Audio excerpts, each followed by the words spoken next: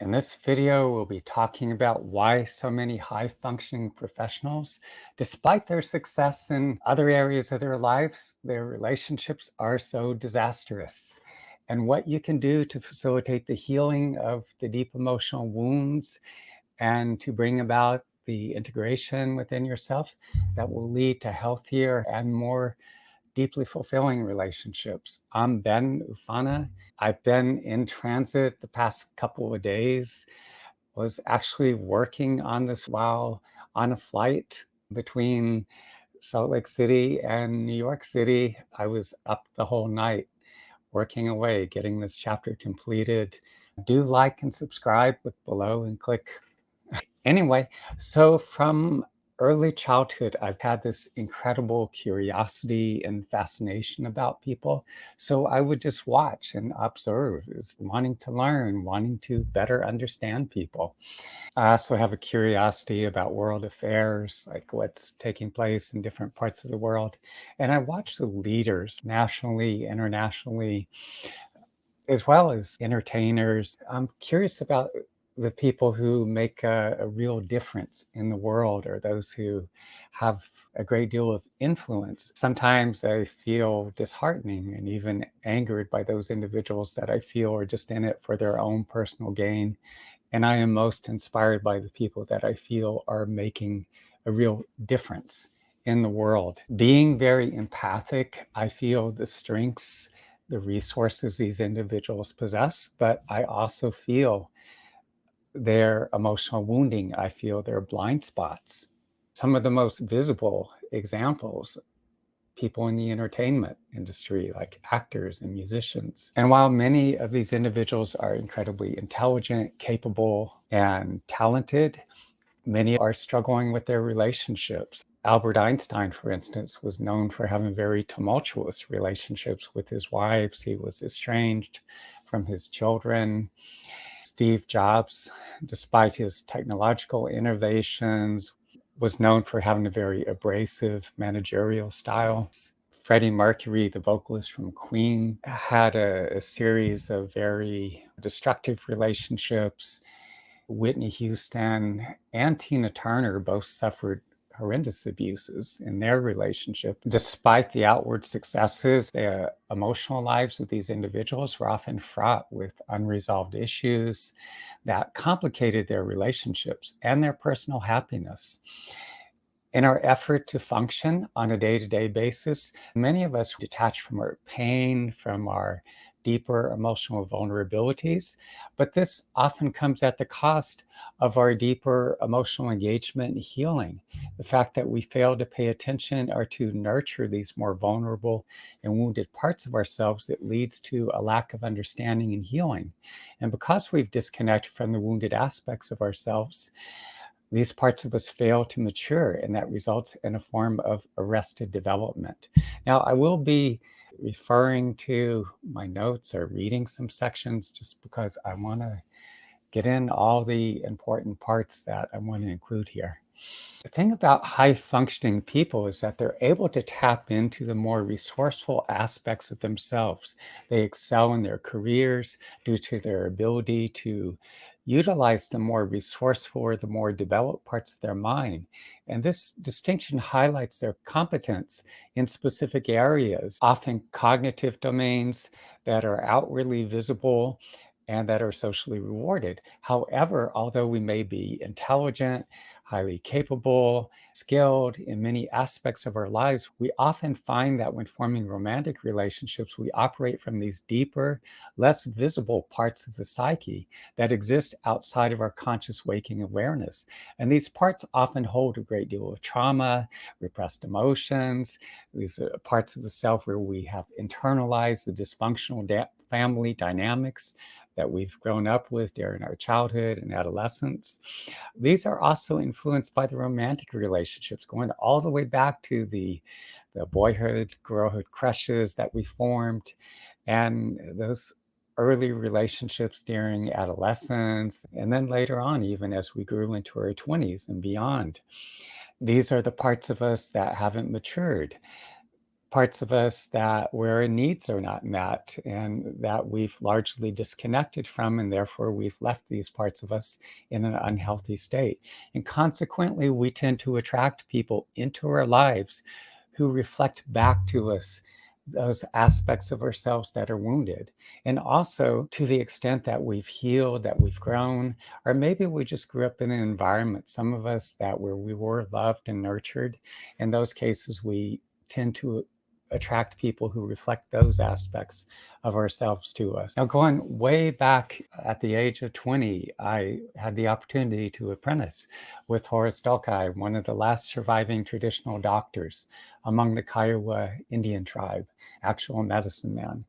And so for many years, I've worked with people with a wide range of anything from maybe having grown up with suffering emotional, verbal, childhood physical, or sexual abuse, people struggling with anxiety, depression, a wide range of physiological health related issues of, let's see, digestive and respiratory disorders, people injured in automobile accidents.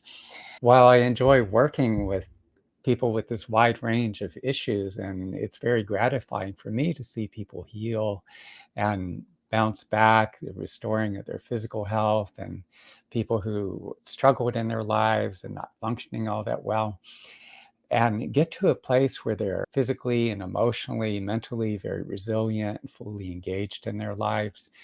I also attract a certain number of people who are very successful, high functioning professionals. And I find that really gratifying as well in a whole different way, because I see these individuals achieve even greater success in their careers. Like they're able to work through a lot of whatever it is they hold internally that impedes their ability to function. So they perform at even higher levels. Now, all this time that going back to my apprenticeship, and even as I started working with people, I never expected that I would be called to serve in the role of some kind of marriage counselor or couples therapist. But when the situation demands, I will do the best I can to facilitate the needs of those individuals I work with. Over the years, I'd be working with people and they'd be struggling in their relationships. And so when they'd ask me just to help them, sometimes I'm working with them individually and at times working with both partners within a relationship. And I found that those high functioning professionals and their partners often face a very unique set of challenges. Professionals in high demand roles often face intense stress and pressure, and that could easily spill over into their personal lives. The stress from work contributes to irritability, impatience, emotional unavailability, at times exhaustion, and the long hours and frequent travel often means that there's a significant time away from their partners and their family. Long periods of absence can disrupt the emotional connections that are vital for maintaining healthy relationships, and it may leave their partners feeling neglected and resentful. For many professionals, career advancement often takes precedence over personal relationships, making it difficult for them to maintain a work life balance. Failure to allocate time for their relationships can lead to their deterioration over time. As a result, partners may feel unloved, secondary, or unimportant compared to their job commitment. Some of these professionals are also perfectionists, a trait that can bring enormous success in their careers, but may be detrimental in the context of their personal relationships. Their need for control and perfection sometimes leads to conflicts, as partners feel judged or controlled rather than loved and accepted. In many instances, their partners feel as though they're in a relationship with someone who is emotionally absent. They often bear the emotional burden of the relationship, leading to a dynamic where they feel responsible for the emotional health of the relationship, while the high functioning partner seems distant or disengaged. You see, most of us were never taught how to work effectively with our emotions, and many never will learn how to do so. We learn to cope by numbing, denying, suppressing uncomfortable feelings and the realities we haven't wanted to face or deal with. And we distract ourselves. In many instances, we avoid the people and the situations, the issues we find uncomfortable. And we do so again because we haven't found are learned a more effective means of coping. So while we may excel in some areas of life, we often end up disconnecting from or compartmentalizing those feelings and the issues we're not willing to face, along with the more vulnerable and wounded aspects of ourselves. This may help us to function in that professional context, especially in an environment where it's not safe to just be open and authentic, but it can also hinder our emotional growth and impede our ability to connect with others. So it involves basically pushing away those deeply wounded aspects of ourselves, those parts of ourselves that need attention in order to heal. So, separating or disconnecting from the feeling aspects of ourselves, it prevents us from being as fully present, as fully engaged in our intimate relationship. When our emotional wounds are not acknowledged or healed, they can express themselves in our relationships through various maladaptive behaviors. We're suppressing our emotions, we're not dealing with those deeply wounded parts of us. So, what happens? We might struggle with control issues. We feel the need to dominate a situation or other people in order to feel secure. Our emotional unavailability can make it difficult for us to truly connect with others, keeping the relationship shallow and unsatisfying. We may find ourselves having sudden outbursts where suppressed emotions explode unexpectedly, and that just adds to the tension and the confusion, the misunderstanding, the upset, just creates more drama. Passive aggressive behavior might be a way to for us to express our frustrations indirectly, leading to further confusion and conflict. All of these behaviors can sabotage our personal connections, preventing us from experiencing the deep and meaningful relationships that we truly desire. It's only when we're able to recognize and heal the emotional wounds that we can transform these behaviors and build healthier and more fulfilling connections. Many of us are so focused intensely on our professional capabilities while simultaneously we neglect our emotional intelligence and mental health literacy.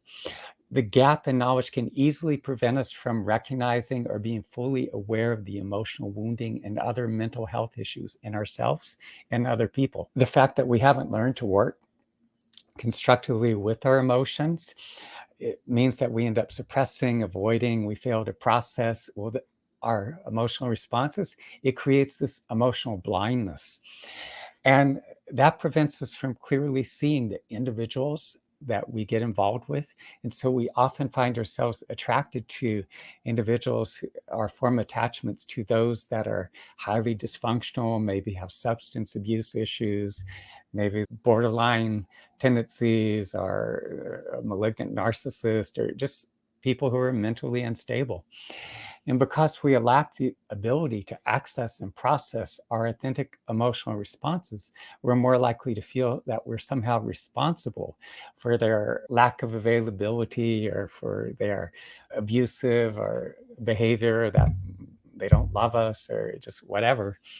And then, because we're not processing our emotions, it just makes it so much harder for us to let go of those individuals and relationships. Whether it's a person that's just not a good match for us or if they're abusive, it's that much harder for us to let go and move on in our lives when the relationship is not working. Many of us have come to believe that showing emotion is a sign of weakness, and therefore we tend to suppress or ignore our feelings. But the emotions that we're not processing, they accumulate in our bodies over time, and they manifest as physical stress.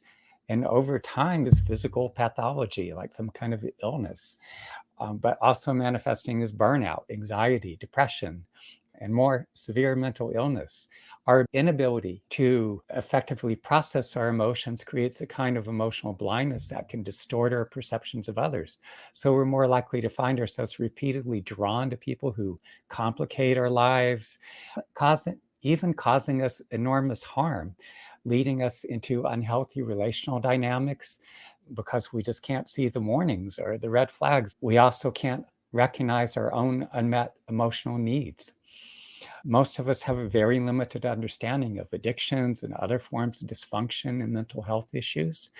And because of this lack of understanding and the fact that we haven't learned to work effectively with our emotions, it's hard for us to comprehend and, in some instances, even recognize the emotional wounding and dysfunction of others. Emotional blindness also diminishes our capacity to understand the feelings and the needs of others, are to be empathetically connected with those who are in an emotionally vulnerable space.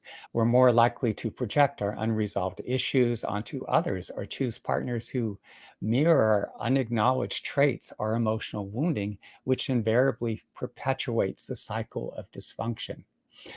Developing a greater understanding of mental health issues and learning to work effectively with our emotions, in contrast, will greatly enhance the quality of our relationships. It can deepen our understanding of ourselves while also encouraging healthier and more supportive environments at work, in our communities, and also in the workplace, ultimately creating a more humane world. Mental health issues are far more prevalent than most of us realize. And for this reason, it is critically important for all of us to be educating ourselves about them.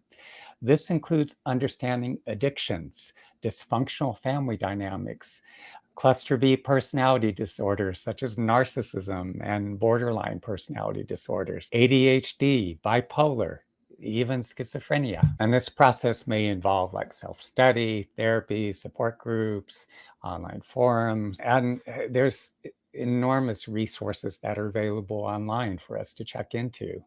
And it's probably going to involve a combination thereof. It's all about taking proactive steps to increase our awareness and our knowledge. And this journey of self-discovery and healing that's going to help us to recognize the signs of mental health issues and understand the various factors that contribute to them. As we become more educated, emotionally aware, as we deepen our understanding of ourselves and others, we become better equipped to make informed decisions in our personal and professional lives. We learn to relate to others in healthier ways, cultivating more meaningful and supportive relationships, and we develop the capacity for empathy and compassion, which enables us to be more supportive to those around us who may be struggling with their own emotional wounding or mental health challenges. Now, Helen Fisher, in her book, Why Him, Why Her, a book that I highly recommend you read because it's going to help you to find some of the missing pieces in your understanding or your grasp of relationships and how they work. In her book, she explores how the predominance of certain hormones and neurotransmitters can actually shape personality traits and influence the dynamics of relationships, intimate or otherwise. According to her research, individuals with high levels of testosterone and dopamine tend to be more analytical, competitive, and assertive. They are often driven to achieve their goals and excel in their pursuits, displaying a strong presence and decisive nature. And this hormonal influence makes them natural leaders and go-getters, always striving for excellence and seeking new challenges. Similarly, individuals with high levels of dopamine are often characterized by their adventurous spirit, enthusiasm, and novelty seeking. They're typically energetic, curious, and open to new experiences. Dopamine's influence drives them to seek excitement and stimulation, making them more likely to engage in risk-taking activities and to pursue their passions. However, while these traits contribute to their success and dynamic presence, individuals with a predominance of testosterone and dopamine may not excel in introspection or emotional reflection. They are more likely to struggle with self awareness and may find it challenging to connect deeply with their own emotions and the emotions of others. This can result in a lack of interpersonal skills, such as empathy, active listening, and emotional sensitivity. To overcome these challenges, it's essential for those of us with this predisposition to make a concerted effort to develop the emotional and interpersonal skills. And this could involve engaging in activities that promote self reflection, seeking feedback from others, and actively working on building empathy and developing our communication skills. By doing so, we can enhance our ability to form meaningful and fulfilling relationships, balancing our drive and enthusiasm with greater emotional intelligence and relational awareness. Many high functioning individuals disconnect from their emotional selves due to past trauma or the continuous pressure to perform at peak levels. And this disconnection can manifest as difficulty in accessing or expressing emotions, which is critical for forming deep and meaningful relationships. Without this emotional depth, relationships remain superficial or become strained under the emotional or just the overall demands of life itself. It's through our emotions that we not only bond with others, but also maintain and deepen our connections. Our emotions create this energetic field that facilitates this deeper level of interaction. And there's also an element of sympathetic resonance. It's a phenomena that's demonstrated like you strike one tuning fork, and the next tuning fork in its proximity will start to vibrate. So, on an emotional level, say if one of us we're in a relationship and we work through our issues, we connect with our feelings, we process those emotions, it has the effect of helping our partner, the other individuals with whom we interact, to access their emotions and to process them. And so, with that mutual processing, working through of the emotions and issues, it facilitates a greater depth of connection. It strengthens the bond. There's also tremendous potential for healing in our relationships because they serve as mirrors. Our partners reflect the wounded aspects of ourselves, also the parts that have healed and that are growing, evolving, but they reflect the unresolved issues and our potential for healing. Engaging with a willing and understanding partner provides us with an invaluable opportunity for us to face and heal these wounded aspects of ourselves. Thus, these individuals we form attachments to, they not only put us in touch with the more vulnerable and wounded aspects of ourselves, but they also act as a catalyst for our growth. And this process, while sometimes painful, it's a crucial aspect of our personal growth. Without our partners, the people that we form these deep attachments to, it just wouldn't happen. We would stay most likely disconnected from these wounded parts of ourselves. So our partners can help us to see our blind spots, the areas where we need healing and where we need to transform these parts of ourselves. And it's through their support and understanding that we gain the courage to face these issues head on. This dynamic creates a powerful space for mutual healing where we and our partners can work together to address our vulnerabilities. Vulnerability is essential for forming deep and meaningful attachments.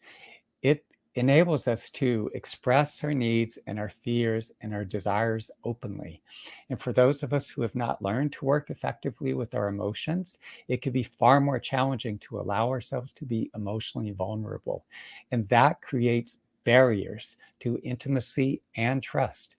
When we hide our true feelings and we put up emotional walls, we prevent other people from truly knowing us. It prevents them from getting close. And so, therefore, that contributes to our sense of isolation, the fear of being hurt and rejected. And that makes us hesitant to open and share our internal world. And it causes a disconnect that just keeps our relationships superficial.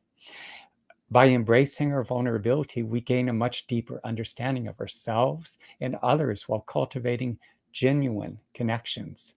It allows us to be more authentic and to experience a growing sense of safety and trust in our relationship. And when we share our vulnerabilities, we are also giving others the permission to do the same, allowing for a more authentic and more intimate connections. It is so crucial for us to recognize the importance of emotional intelligence and to actively work to cultivate it. For some of us, it might involve psychotherapy or couples counseling or mindfulness practice, um, possibly other therapeutic interventions that may help us to access and process our feelings. As I've shared in other videos, there's practice that I work with. It's part of a whole system of meditation practices. But specifically, you start out here Acknowledge what's happening in your life. What's going on in your relationship or some issue or concern? Acknowledge what's happening. Two, what are you feeling in response to that issue, that person, that concern? What emotions or feelings are you experiencing at that given moment? Or what bodily sensations? Next, where are these sensations or feelings situated in your body? You want to bring as much awareness as you can, as deep as you can, into the feelings and sensations wherever they're situated in your body. And then fully immerse yourself in whatever you're feeling, breathing very softly, very deeply, following the feelings and sensations as they go through their progression. As you do so, it will vastly develop your emotional awareness, your sensitivity, adding much greater depth and dimension to you. Now, what I found is that I could get so far doing practice on my own. I also needed therapeutic intervention to help me facilitate the healing that I couldn't fully do on my own. Deep tissue body work helped to bring a lot of the emotions that were trapped throughout my body, bring them to the surface. As these emotions surfaced and I could access them, I was able to then work with them, breathe into the emotions, and it would help me to diffuse and digest those charged emotions, expanding that emotional range. I also had the opportunity to work with some extraordinarily gifted healers. And so these parts of me that were so deeply wounded, I could feel it helping me to take these deeply wounded aspects of myself. They were beginning to heal and transform, and all of this stagnant emotion that was held in my body, it was transformed, transmuted in a way so that I could actually digest or assimilate it, is starting to help me to develop this new foundation from which I could relate from a much healthier place. But what was frustrating is that there were very few individuals working on this level that I could work with. I would often have to wait extended periods of time between sessions. It just wasn't getting enough of the help I needed at the time. So around the time I turned 30, I started feeling that pull to return to the Wichita Mountains, having trained with this traditional Native American doctor. And a big part of the training is the Vision Quest, where we go the 4 days and nights alone in the mountains with no food and no water. So during this time, I'd feel this extraordinarily powerful presence descend into my body. And in many instances, I would be reliving the traumatic experiences that carried over from my childhood and adolescence, many of which I had no recollection or maybe faint memory of, and it would all come flooding back, the memory, all the vivid sensory impressions. And I could feel this presence, these forces or beings working within me to take all of those lived experiences, all those highly charged emotions, it'd be transformed. I would be thoroughly digesting that. And it just tremendously opened my emotional range. So it's so much more present in my body, so much more engaged. And it deepened the quality of my relationships, healthier, more meaningful, and more deeply fulfilling. Vision Quest is too intense for most people. You could possibly work up to it, but for most people, starting out with the individual healing sessions, those I work with individually experience many of the same benefits that I experience as I go through the Vision Quest. Anyway, I've said a lot here. Do be sure to like and subscribe if you gain value from this, what you've heard me sharing here.